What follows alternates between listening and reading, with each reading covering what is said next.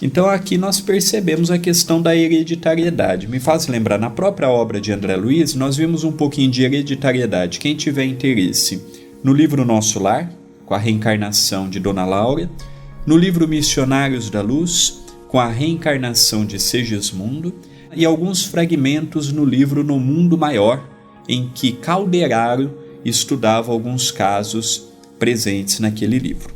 Fato é que a hereditariedade é uma lei de afinidade.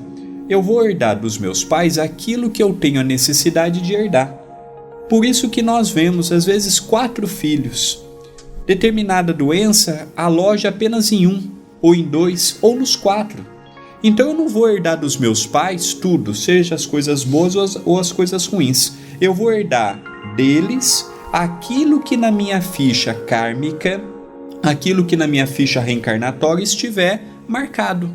Então essa definição que ele dá é muito interessante. Evidentemente que um pai bom e uma mãe boa, no caso da genética, vai favorecer a termos um corpo bom.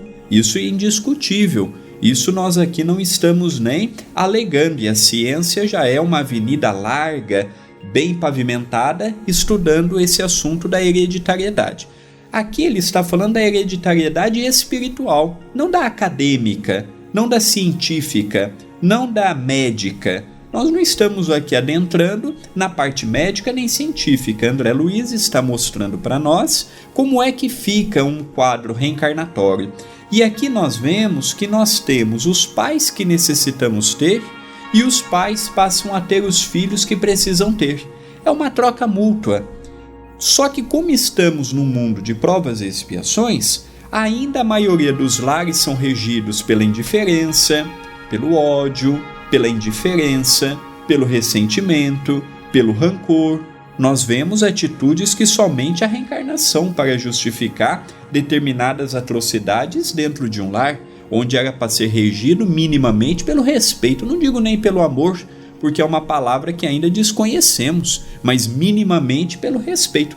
Por aí nós vemos que Clarencio mostra para todos nós que reencarnar não é simples.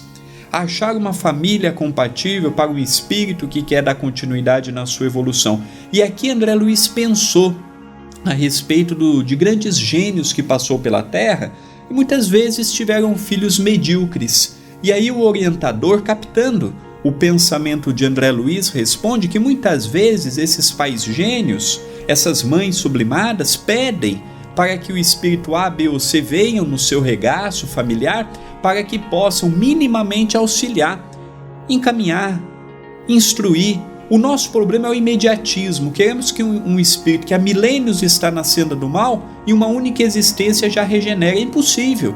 Se aquela encarnação ele guardar no âmago de seu coração uma pequena e minúscula semente germinar 100 anos depois, já é uma vitória para aqueles espíritos que assumiram esse compromisso. Na história de Albert Einstein, nos conta um detalhe muito interessante. Dizem que Albert Einstein era um homem extremamente feio. E ele tinha uma aluna extremamente linda. E ela tinha uma admiração pela cultura de Albert Einstein. E essa aluna um dia fez uma proposta.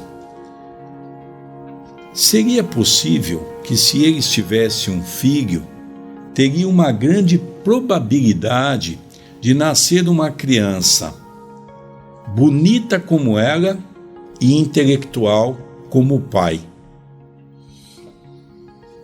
E aí Albert Einstein respondeu a ela: o oposto é verdadeiro, diz Albert Einstein. Poderia nascer feio como eu e burro como você. Então isso ficou assinalado na história de Albert Einstein, com essa proposta exatamente mostrando a questão da genética.